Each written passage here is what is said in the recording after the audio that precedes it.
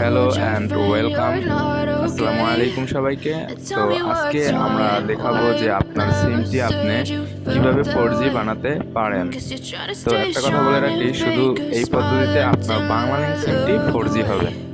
তো চলুন আর কথা না বলে আমরা ভিডিওটি শুরু করি।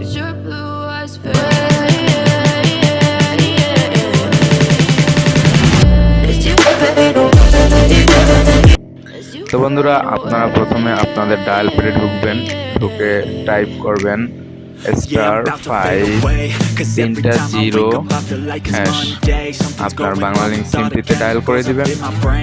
দেওয়ার পরে আপনি দেখবেন সেটিংস, 11 নম্বরের সেটিংস। তো আপনি 11 নম্বর দিয়ে দেবেন। সেটিংসে দিয়ে সেন্টে ক্লিক করে দেখেন লেখা আছে অ্যাক্টিভ 4G, মানে আপনার সিমটি 4G-তে অ্যাক্টিভ করেন। তো আপনি অনেক ক্লিক করে দিবেন।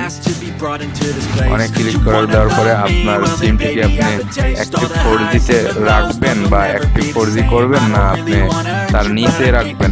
তো যদি আপনি 3G 2G করতে চান তাহলে আপনি 2-তে ক্লিক করবেন, আর যদি আপনি আপনার সিমটি 4G বানাতে চান তাহলে আপনি অনেক ক্লিক করবেন।